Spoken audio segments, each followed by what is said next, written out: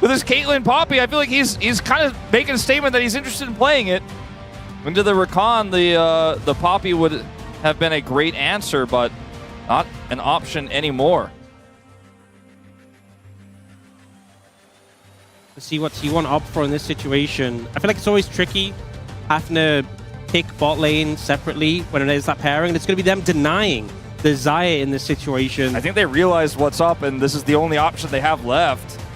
I mean, Rakan on top of this composition as well is a huge threat. I mean, what about just Nautilus Misfortune here, though, for HANWHA Life Esports? It works well with their comp. They have so much lockdown. It's been a pick that we've seen Guma and Delight really enjoy to play.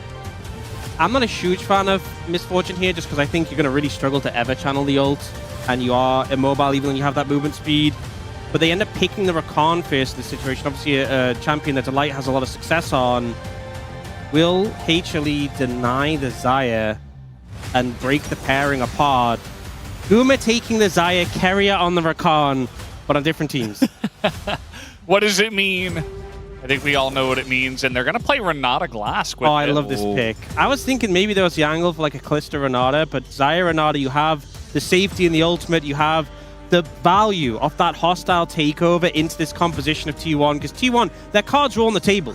This is the dive composition through and through. There's no other way to really play it. Like, yes, you can play through punishing sides, but when it comes to the 5v5, you're diving that backline. That's how it's going to operate. I wonder if the 80 carry pick is going to try and... I think they got to go range. They're looking for the Sivir here, which is going to give a ton of wave clear. The Lissandra has a decent amount of that as well.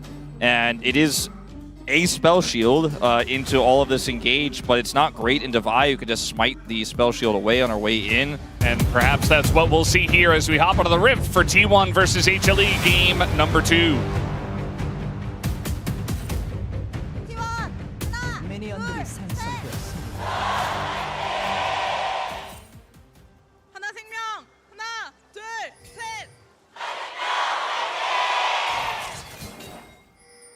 All right, game number 2. Game number 1, definitely a bit of a flip fest towards the last 5 or 6 minutes.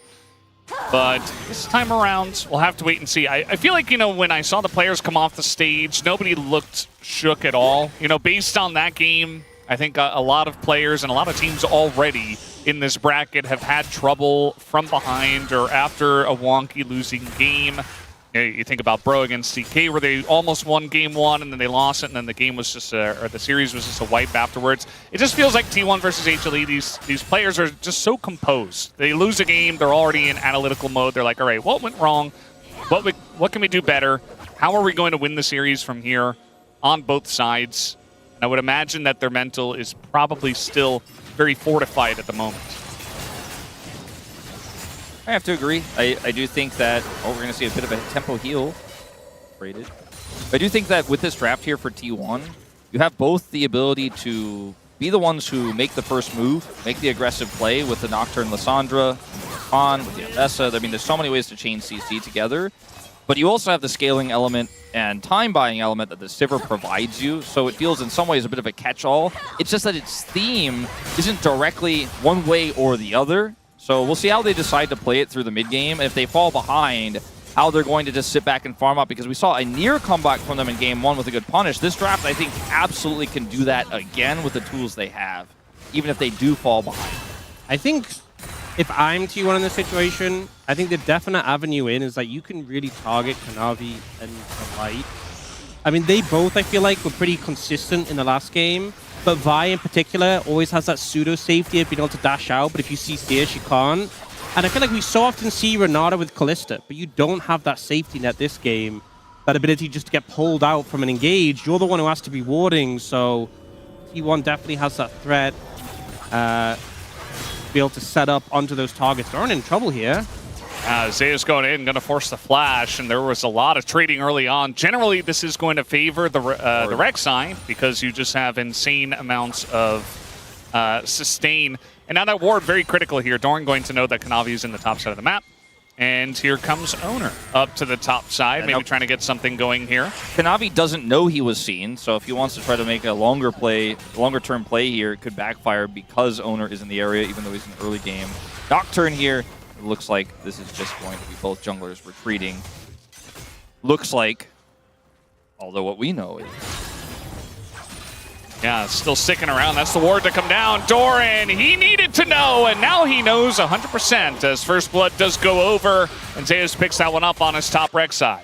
I feel like this is just textbook Kanavi. We saw it last game as well. This patient waiting. He'll spend as much time as he feels he needs to get that play, and especially when you know that Doran already doesn't have flash, it's so easy to set up when he approaches that brush. And there's your enemy jungler is Nocturne. He can't get over walls. He had vision in the river, so there's no way Owner can close the gap fast enough there with where he was and where Doran was to actually impact the play. There was no way there could be a Nocturne nearby. So he waits, he calculates, I know exactly how much damage we need here to burst him down before he can look for the outplay. He already lost his flash moments before thanks to Zeus' 1v1 prowess there in the matchup. And as a result, HLE once again getting a lead early. There's a little bit of cost to it, though. We can see already Kanavi is down 2 camps. So Ona, who is happy just farming towards his level 6, will be a little bit ahead in terms of pace of that. Although Kanavi did get XP from that kill, so he's keeping up in terms of levels for the time being. Yeah, still a nice little start there for Kanavi. We've seen that Faker's gone back a couple of times. Zeka trying to hold the wave right in front of his turret and has been getting the better of these early trades. Now where the Lissandra really shines against the Ahri is eventually, you know, Ahri's trying to dash around a bunch and you press R on her. Or you are yourself, as that's going to be the root. Faker not yet level 6, and waiting for the flash charm is huge from Zeka, sets it up, and Kanavi locks it down. What a moment there from Zeka. Just completely takes Faker out with the flash charm there, and Kanavi is able to scoop up the kill, but hardly necessary. Well, they still get the assist gold over to Zeka. Now T1 trying to make a cross map here, but Owner still doesn't have 6. If you can steal some of these Krugs, maybe. Nope. I mean, he's going to go in and try to start a trade against a level 6 Vi. That's what he's going to do, is now Zayas flashes in, and Owner's like, well, I guess I'm dead. He flipped it on the minis. Kanavi gets 6 first as a result, and he just dies. I think because Kanavi spent so long in the bush, maybe got XP from that, and I think Ono might have miscalculated when the level 6 was coming through. This is replay of that play mid, so level 6 is hit, and Faker's mind, he's like, I just have to flash the charm. He catches up to me with the charm flash, catches him off guard, can't react in time, and Zeka gets a phenomenal kill. Yeah, I assume Ono must have miscalculated and thought Kanavi wasn't close enough to his level 6, because he steps up here full of confidence, and immediately the play goes wrong. I think even if Kanavi stays level 5, he probably still dies. The Nocturne ultimate isn't going to offer you anything in this situation, not really. Not without help. So that was just a weird judgment there from Owner.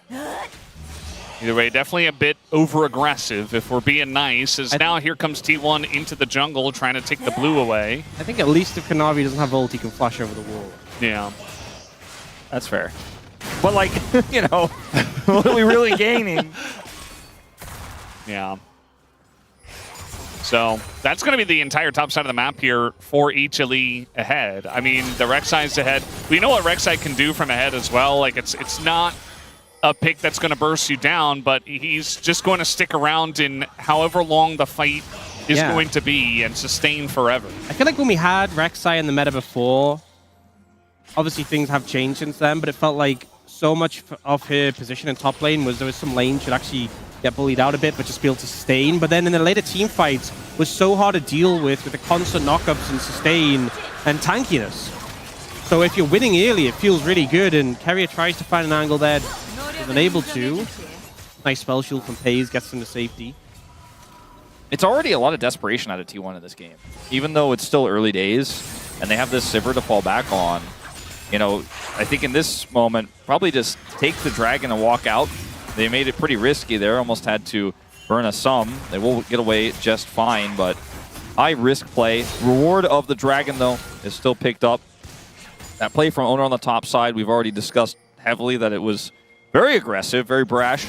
Does end up backfiring. But I still think T1 are very much in this game, but 1 or 2 more mistakes like that, and that can change very quickly with, like you mentioned, the Rek'Sai, and also the fact that from behind, the damage isn't there to burst anybody they engage on, you know, until the Sivir is a larger threat. Or if Doran is ahead, which he's not, you know, he could be some of that follow-up damage, but they just don't have it right now. So T1 to be very cautious about continuing to try to Hail Mary their way back into this early game. As we have a TP. And a TP here on Aguma, but he has Ghost, so he just presses Ghost and walks away. I will It's not going to work. We've hit that point of the top lane matchup where Doran hit level 6 and killed his ultimate, so he gets a ton of free healing and armor pen, so now the matchup feels way better. It's one of the benefits of being those champions. You get a ton of free stats just for leveling up their ultimate ability. Yeah. He also got Executioner's Calling, of course, which helps a lot in this matchup. I mean, that definitely does. But yeah, I think Ambessa, especially because they buffed the healing recently, it's pretty insane the spike you just get from level 6. We're going to make a play here, but immediately the ult comes out. The charm is there, and now Owner has to flash away. Nearly in kill range. You could see Zeka was calculating the numbers in that moment, but not going to be enough, especially with Faker there with his ult. But yeah, that's the first paranoia from Owner, and so far the Nocturne falling very flat in this early game. And they are grasping at a lot of straws, and they're not coming back with any straws in this one. I think this is kind of highlighting there's not great lanes to pop those ultimates on. You know, they went for the TP bot lane onto Gumayushi, he just ghosted away, he still had flash, still had ult. Go for the play mid, it's onto an Ahri. As long as Zeka is responsive in time, you just need to be so snappy on the ultimate to catch him out, and he's just able to disengage. Definitely feeling already, this early in the game, as you said, T1 feeling a bit desperate with trying to make these plays happen. I mean, they have the engage tools, they should be using them, but the execution just hasn't quite been there as of yet. Keria here, so he has level 6, but it's really tough to try to get onto Isaiah, who has flash and ult. The light can disengage, can peel, and I think you're going to have to wait for your opportunity here. You can definitely find dive targets, you can definitely find punishes with this comp for T1, but players who have Ghost or players who are just under turret with mobility, probably not going to be the options that you're looking for. Trying to make a play once again, I guess? No, just a little zoom in from Jonas Strong. At the end of the day, Owner doesn't have flash, doesn't have paranoia, so not really going to amount to much, especially with the light there as well. Also with Infernal into Hextech, two of our big budget souls out of the way. With those two dragons, sorry, coming in phase 2. Doesn't mean our soul, good chance it might not be the most impactful in this game. Could be similar to the last game as Kanavi is here, but there's not a great angle for him to utilize. This wave is going to get cleared. A little bit early for this prio for the dragon, as it's not spawning for 70 more seconds. Owner's going to surf around to this bottom lane and see if he can find a counter gank here, but so much of his jungle is being taken away. And there's no teleport for Faker. There's no prio. So it's very easy for Kanavi to continue to do this. He's very close now to farm with Owner. They want to make the Vayari work once again, or at least try to get some kind of summoner out of Faker. It's very difficult. Again, we were talking about the Lissandra into the Ahri.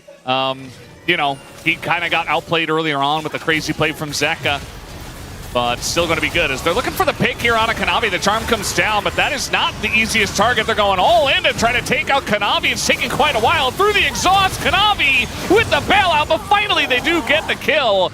But it is going to be Peace who pays his life for that one. Zeka in a bit of trouble here himself. Gets ulted down. Doran with the follow-up, and they do knock down and take out Zeka. This won't be without a cost, though, as Zeus is unanswered here in the top lane with Doran's teleport, and it looks like first brick will likely go over here as a result with the Grubs, the Voidlings here, over to HLE. They can buy enough space for Zeus to get the majority of this turret. Looks like he's not quite going to get it off of this wave, but still a lot of value on the other side. But this play aggressively from Keria does end up working out. To get that kill, they get the follow-up there with Doran joining with all that linked-up CC. Area. Okay, it's going to be fine. We do have the dragon spawn now.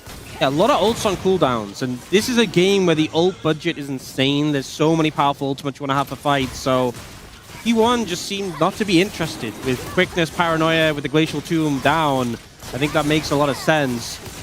And it's just going to be 1-for-1 in terms of those dragons, and it's going to be an Ocean Soul, which, you know, last game we kind of talked about the sustain.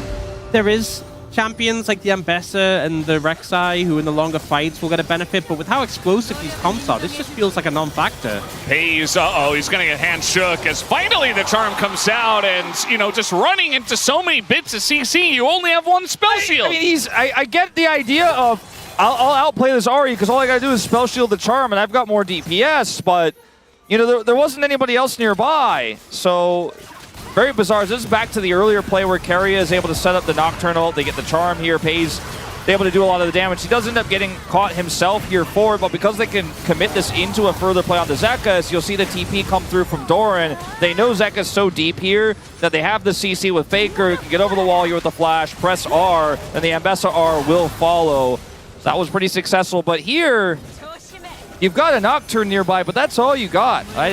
It feels, again, like another really forced play here for T1. I'm not even sure what the play is for. From Pays specifically, just kind of walking up and auto-attacking Zekka, but not too much value. Yeah, he doesn't get punished at all if it's only Zekka, and I saw that the other two members of HLE were in mid lane where there wasn't any vision. You know, generally you see like at least a ward in the middle of the lane, so maybe he's like, oh, I can do a little bit of damage, punish Zekka here, but if anyone else is there, he just dies. We call them high-risk, low-reward plays. Yeah.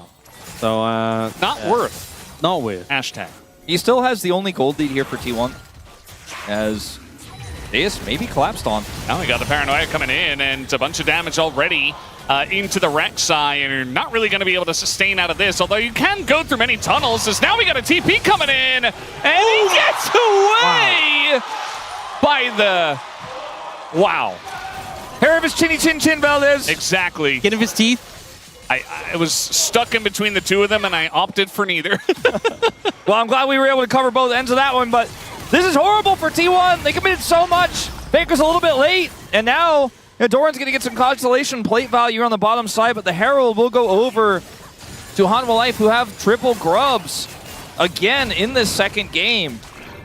And T1 just keep making these attempts, these proactive plays, and it's just... The targets on the other side are so hard to pin down. I mean, they committed early to this composition of having this level of dive and playing into a Rek'Sai here. It feels like a done deal with how low Zeus gets, but then taking the second tunnel and immediately going for the TP, and the damage just isn't quite there from Ona on the other side. 와, 진짜 얇았네. 네, 탭했다. 나패드. He is not happy with that, as we are going very deep in mid lane. What is going on here? And that's going to be the turret going down, as a massive hostile takeover gets tons of value for Delight. But yeah, this time it's kind of forced from the side of HLE. It looks like they're going to get away with it, as they do take down the mid turret and only trade junglers. Yeah, it's 1-for-1, but they get the turret, and I think that the reason why they think they can make this play is because they've got the Herald, right? They've got Guma here. So there isn't a great target to punish when you do commit this heavily. If you get the turret, you feel fairly safe. Kanavi, I don't think needed to force this, but it does guarantee them the turret. Yeah, I think they still get the pick and exchange. Kanavi was buffering the Lissandra ult, so he had to ult a target and didn't really have a choice, so he had to go deeper. I think HLE did a good job of translating the play, but it kind of shows that thing with the Vi where if you get CC chained, your usual safety of just dashing out doesn't work anymore. And Kanavi goes, oh, I guess I just have to ult in on the tower and nothing can be done about this situation. Oh, well. Classic Kanavi. That's where he wants to be. That's his home. Any excuse. And he's going to enjoy that one. He's still enjoying a lead over Owner after the way that the early game did pan out. And, you know, this isn't a back-breaking lead. This is still playable for the side of T1, as now they're trying to dive onto Zeus once again. He doesn't have TP this time, but he's going to ult into 3 people and immediately just get feared down and taken out. So Faker will enjoy some extra gold. That was pretty close, but I like how they dragged him outside of the tower and made sure that when the ult came out, he was clear of it, because I thought that could have been a situation where Zeus escaped, but a good punish there. And T1, we've seen so many attempts this game.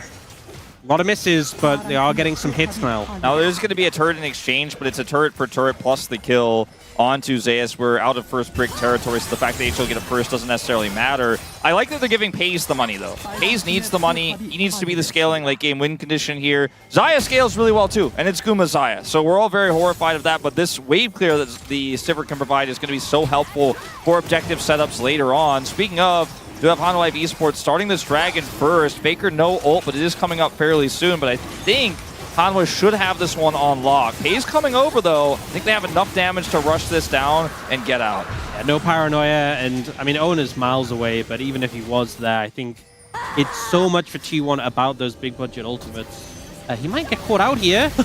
Just backing on a ward. as that's going to be the spell shield taken out and another Spirit Rush, and he's just kind of being walked along here. Owner saying, well, there's no real reason for me to try to flash. Might as well just turn onto Zeka and die.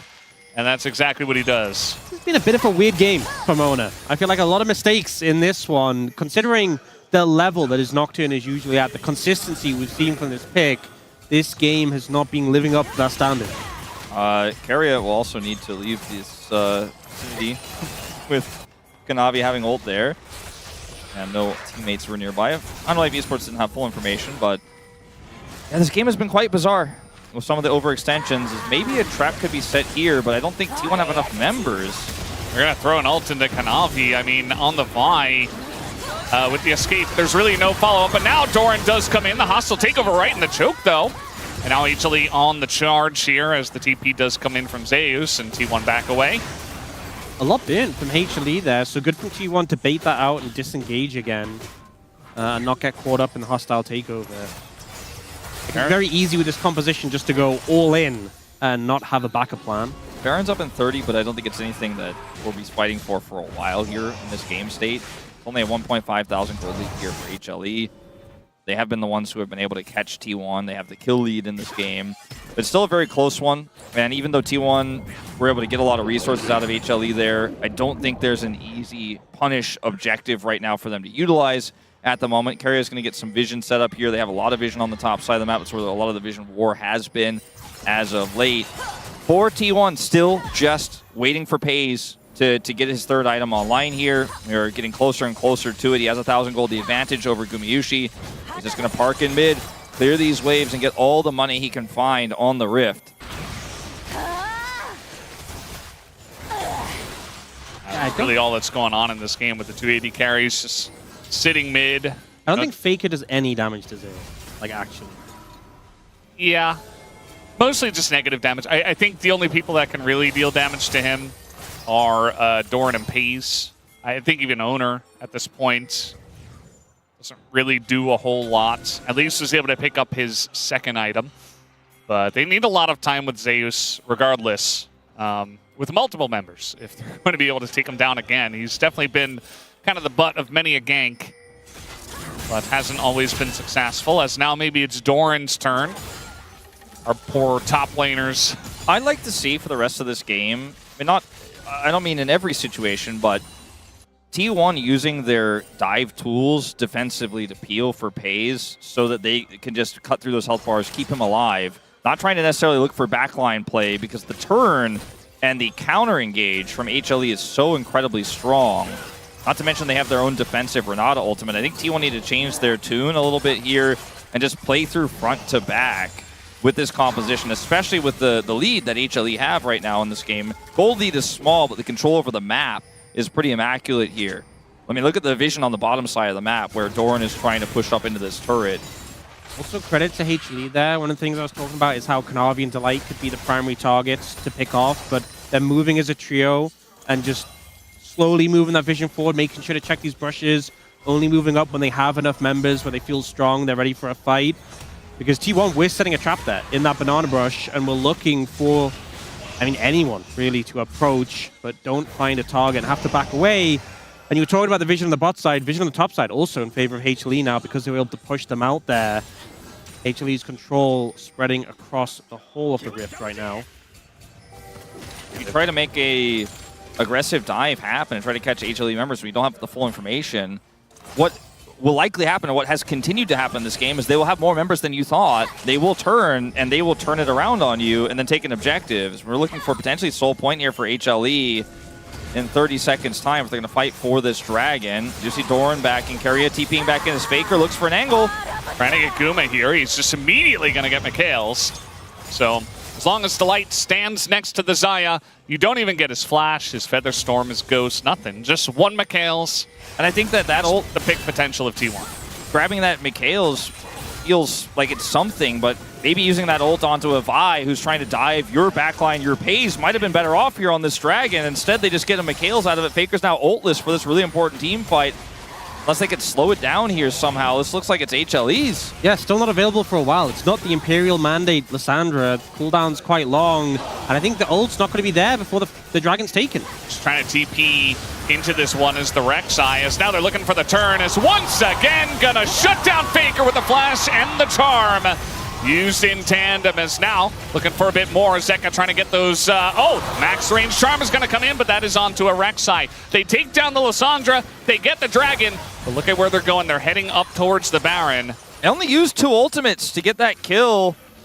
And so there's still ways to lock Pays down if T1 want to challenge, but I think it's pretty risky to try to start Baron here now as HLE. Yeah. They'll just be happy with the gold they got and the Dragon that comes in tow. I think into a Sivir, into the Ambessa, and the fact that Lissandra has TP and ult now available is too risky. But here, Faker tries to Rocket Belt out of the way of the charm, doesn't flash, and doesn't have ult to self-ult, although I think if you self-ult there, you're just dead anyway. But a great pick from Zeka, who's been on fire on this Ahri, despite it being typically a counter matchup. Yeah. Faker's put himself in harm's way a little bit as his vision toggle always nervous. Saw them for a moment in the jungle before they toggled the vision. And we have Ahri and Vi making their way down here.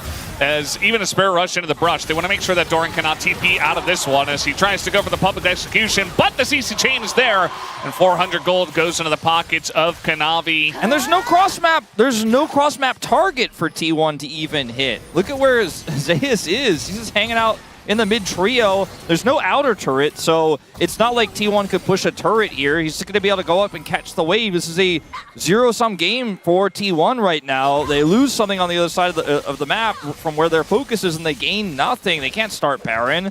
And again, we're just kind of watching Pays try to hard farm his way to that IE. Goldie has shrunk. Yeah, straws. pretty good. The thing is, if you only use Paranoia with no other follow-up, if you only use the Glacial Tomb with no other follow-up, you're not going to kill anyone. But I feel like this is them trading resources. So they use Glacial Tomb to get the kills. They use Paranoia to get the Slay Call. The problem is, this still, I think HLE are fine with this. They still have other tools. They still have Flash and Gumayusi. They now have the Mikhails back again. And your Paranoia is down. You can see the thought process of what they're going for, but in practice, HLE are still the ones with control, and you're not burning cooldowns with long enough off a cooldown to really make an impact. Yeah, also the timing, I'm not really sure how they're going to force a fight at this moment, because neither team really has Baron pressure. The IE is done for Gumayusi, but it is still a ways away here for Pays, it looks like, and that's the real break point for the Sivir. Obviously, the Xayah utilizes the IE incredibly well too, but there's a lot of tools to keep Pays alive, and he does a lot of damage with Ricochet, etc. Sivir in this a little bit less safe, but safe in a different way because of the spell shield than this Xayah. Shadow Flame picked up here for Zeka, also a big spike. And we are getting to the point, I think, with the control over the map that HLE have, plus the IE, plus the Shadow Flame, the Rek'Sai, who's got side lane control. You can start a Baron soon. I think it will be soon where they look to start and turn.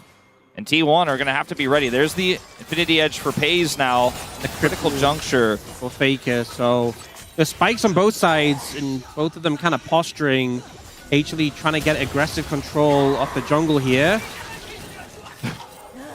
And this time, I mean, you're going to have follow-up. Aguma just fancy feet. He is going to dodge everything, and now coming in from the bottom side is Zeka. But now Guma frontlining is immediately charmed, flashes away. The bailout is there, but he does not get the reset. 2 kills goes the way of Pays, and 1 overextension. Immediately Pays will put you in the grave. Delight goes down. That is the quadra kill. They're looking to end, and they're looking to push mid. And it's still 30 seconds on these death timers. I don't think they can end the game off of this one, but they certainly should be able to get a turret and Baron at least. And the Baron will lead to so much more here. Massive gold swing goes to T1. And Guma initially, with the sidestep, you're like, okay, he doesn't need Mikhails, doesn't need Flash, he doesn't need ult, because he's just going to dodge this. And then he just walks straight in. Like to a Rakan. He just wanted to visit Keria, his old bot laner, but the follow-up CC is there. It's too sticky. I like Kanavi's attempt to try to get the reset for the bailout, but it was just a complete collapse here for HLE. Into this Sivir, that is just going to ricochet you to death. Yeah, Pays was perfect in this fight, just constantly getting the damage down, the ricochets between Gumushi and Delight, who was trying to peel for him, and then just stepped up at the right time, free hitting for the whole fight. Uh-oh. TP coming in. This is... The TP mistakes we have seen in the last couple of weeks at LCK. It is a Rek'Sai, though, and they're going to be looking for the Ocean Soul. So T1 have to actually pull off of that and move over towards that Ocean Drake. There's maybe a little bit of a setup here on the objective. T1 waiting in the brush. There it is. The charm going to catch two, and immediately down goes Guma. And the follow-up is there as they take out Kanavi as well. HLE just not respecting the engaged potential of this Rakan multiple times in a row. As Delight should be okay, but that's going to be the Drake. And T1 are exploding in this gold lead. 2 fights in a row. It's Carrier who finds Guma, Rakan who finds Zaya, and T1 who are finding success in this game. A 6,000 goal lead now in a game which for so much of it they were behind. Whoa. Now looking for more. Yeah, nice timing there from Faker. I'm not sure if they should really be going in for this kind of play, but Pays is so powerful. They're trying to take him out with the Rek'Sai ult. It's not quite going to work, as the bailout not going to help out either, and T1 are just compounding their gold. Mistake after mistake, engage after engage. They keep baiting HLE into these fights. They're desyncing the death timers here. Now Guma's back, but there's no Zeus, and they can easily retreat here with the inhibitor down. And Carrier, with the Pays ultimate that comes up in this fight, are able to both set up this engage here for Carrier, but then follow up so easily. And Guma does not have the tools to escape. Again is burst down. And it's these snap calls from Carrier that have brought them back. It's moments like these, which is why we said earlier, Carrier does often feel like the main character for this roster, sitting at 100% kill participation here in this second game. And even though this looks like it might be going a little bit too deep, Pays has GA. He has so much damage, and there's no follow-up, there's no damage. The Rek'Sai is a big health bar, but eventually it'll be taken out. Guma respawns, but there's no tank, and down goes the inhibitor. It just reminds me of original Rakan, when there was no delay between ulting and using your other abilities, how little you could respond to it. And Carrier just camping in the brush that they had control warded, so he gets to essentially play original Rakan when he shows up after channeling the ult beforehand. Such an effective tool, able to catch out an AD carry who has that ultimate that grants so much safety. And now a 9,000 gold lead. GA on Pays, he's such a hard target to deal with. Yeah, now they can just use the paranoia, not for diving the Xayah, not for trading ultimate cooldowns, just for zoning, as they will be able to pick up this top inhibitor, no doubt. Zeka, you know, he's trying to look for something. I think the window is kind of past here for HLE, especially down this much gold, obviously, but the Sivir's online, and you don't have any pressure to try to catch her. There's just way too many peel tools. Pays is playing Sivir in the first place. You're never going to be in a spot where you can actually kill him and then go on to win the team fight. You'll just go way too deep. We can talk about team gold we won, but look at the 80 carry gold difference. Yeah. That is just insane. And it happened in what felt like an instant, right? The gold lead was biggest for Pays in the early game, but it shrunk down to like 380, something like that. I think at its smallest, and then he picks up a Quadra, is unlocked on the map. They get all these structures. He gets funneled even more gold. Now he buys an arm guard. He's like, look, if I die, my team has no damage, but I'm not going to die. I've got GA, I've got an arm guard, I don't care. It's like old stopwatch days, except way more expensive. Don't remind me, I think Wolf. also, this is really signaling they think this next fight is just going to be game over. And at this point, it will be. I think it will too. And it's just small pushes. Kanavi thinks he can get his jungle. He should be okay. He reads the pressure. But yeah, it's just so crazy. I talked about it in game one, where it's like HLE, you make one mistake, T1 threaten a game victory. Same thing here, but it doesn't look like T1 are going to, you know, let go of the comeback they've gotten this one, and it's more than a comeback now. I mean, they're just super far ahead. And HLE playing RE5 from this position, not really enviable. I mean, if they get this third inhibitor, which it doesn't look like they're going to be able to get, but if they were able to get the third inhibitor, they could just say, well, we'll do Baron, and there's nothing you can do about it. You can TP to end with double super minions going down the waves, and then if you get Baron with 3 inhibitors, you just win the game. If they want to try to threaten some sort of Ocean Soul, you just trade the objectives because they're synced up in spawn timer here, albeit about 7 seconds the difference between these two. But because they have the Sivir wave clear as well to constantly gain prio plus double inhibitor, T1 can kind of take whatever they want on this map right now. And I don't think that HLE could be the ones who are proactive to make a play. It's got to be like a great Delight ult used defensively, or Guma gets some crazy feathers pullback, or Zeka's able to find an angle after Spell Shield is down for Pace. Some sort of miracle here is what HLE need. And this isn't it. Oh no, Kanavi, not like this. Well, looks like it'll be exactly like that, actually. Down it goes. They're going very deep. The angle here from Carrier as he just is able to bully his former AD carry in the bush. The follow-up with the public execution onto Delight. As now they're trying to take out Alessandra. Not a great spot here. Already a triple for Pays, as there is still the potential for a penta, but I don't think he's even thinking about that at that point. As you can see that HLE are not going to give it to him either. T1 just looking to push down mid and end this game in their favor. As they are going to flash on a carrier. They do get the kill, but T1 do not care at all about that. Just trying to stop the backs here and end this game. Yeah, Pays will just push down the Nexus at this point. T1, game 1 was close with their comeback. Game 2, their comeback is enough. And the series will be equalized at 1-1. Carrier keeps his 15 out of 15, 100% kill participation.